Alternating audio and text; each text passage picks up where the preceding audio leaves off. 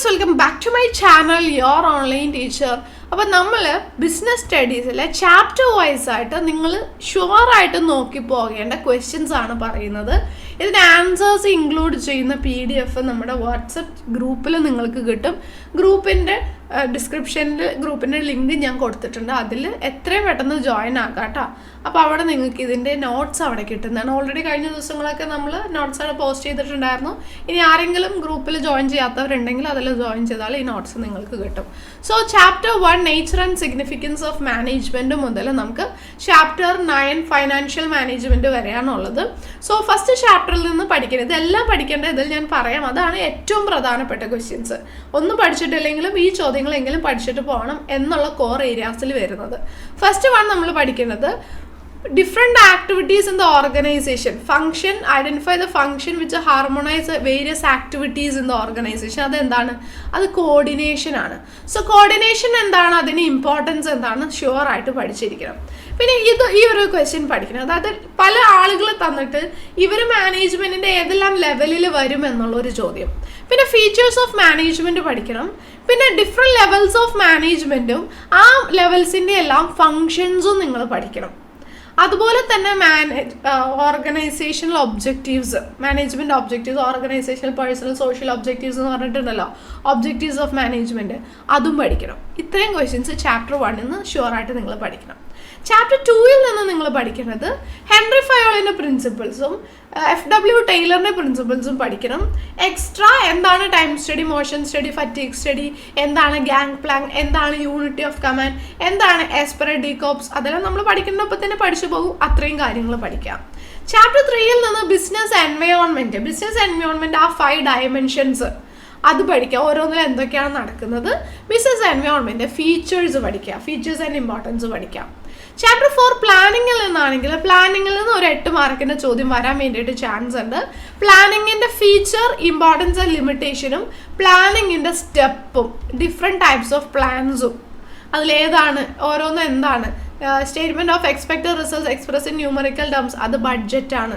അപ്പോൾ അങ്ങനെ ഓരോന്നും എന്താണ് എന്നുള്ളത്, specific statement that inform what is to be done, അത് റൂൾസ് ആണ്. അപ്പോൾ അങ്ങനെ ഓരോന്നും എന്താണെന്നുള്ള ഡിഫറെൻറ്റ് ടൈപ്സ് ഓഫ് പ്ലാൻസ് ഉണ്ടല്ലോ, അതുമാണ് പഠിക്കേണ്ടത്. പിന്നെ ഓർഗനൈസിങ്ങിൽ വരാണെങ്കിൽ ഓർഗനൈസിങ്ങിൽ അത്യാവശ്യം ഒത്തിരി ഉണ്ട് പഠിക്കാൻ വേണ്ടിയിട്ട്. ഓർഗനൈസിങ്ങിൻ്റെ step, formal organisation informal organisation തമ്മിലുള്ള ഡിഫറൻസ്, ഫങ്ഷണൽ സ്ട്രക്ചറും ഡിവിഷണൽ സ്ട്രക്ചറും തമ്മിലുള്ള ഡിഫറൻസ്, പിന്നെ അതുപോലെ തന്നെ പിന്നെ നമ്മൾ പഠിക്കുന്നത് സ്പാൻ ഓഫ് മാനേജ്മെൻറ്റ്. അത് എനിക്കൊന്നും ഡയറക്റ്റിങ്ങിലാണെന്ന് തോന്നുന്നു, ഞാൻ മറന്നുപോയി, ചാപ്റ്റർ നെയിം മറന്നുപോയി. എന്താണ് സ്പാൻ ഓഫ് മാനേജ്മെൻറ്റ് എന്ന് പറഞ്ഞിട്ട് ഒരു 2 മാർക്ക് ക്വസ്റ്റ്യൻ. അതുപോലെ ചാപ്റ്റർ 3 നിന്ന് എന്താണ് എൻവയോൺമെൻറ്റൽ സ്കാനിങ്. എൻവയോൺമെൻറ്റൽ സ്കാനിങ് എന്ന് വെച്ചിട്ടുണ്ടെങ്കിൽ ബിസിനസ്സിൻ്റെ എല്ലാ എൻവയോൺമെൻറ്റും സ്കാൻ ചെയ്ത് അതിലെ ഓപ്പർച്യൂണിറ്റീസും ത്രെട്ടും എല്ലാം മനസ്സിലാക്കി എടുക്കുന്നതിനെയാണ് എൻവയോൺമെൻറ്റൽ സ്കാനിങ് എന്ന് പറയുന്നത് കേട്ടോ. ഓക്കെ, ദെൻ പിന്നെ വരുന്നത് സ്റ്റാഫിംഗ്. വേറെ ഇനി അതിലെന്തെങ്കിലും പറയാനുണ്ടോ എന്ന് നോക്കട്ടെ. ഇല്ല, സ്റ്റാഫിംഗ് ഏറ്റവും ഇമ്പോർട്ടൻ്റ് ആയിട്ടുള്ള കാര്യങ്ങളല്ല. ഇപ്പോൾ സ്റ്റാഫിങ്ങിൽ നിന്നും 8 മാർക്കിൻ്റെ ചോദ്യങ്ങൾ വരാം. എക്സ്റ്റേണൽ സോഴ്സ് ഓഫ് റിക്രൂട്ട്മെൻറ്റ് 8 മാർക്കിന് ഒരുപാട് തവണ ചോദിച്ചിട്ടുണ്ട്. ഇൻറ്റേർണൽ സോഴ്സ് ഓഫ് റിക്രൂട്ട്മെൻറ്റ് അതിന് മെറിറ്റും ഡിമെറിറ്റും പഠിക്കണം.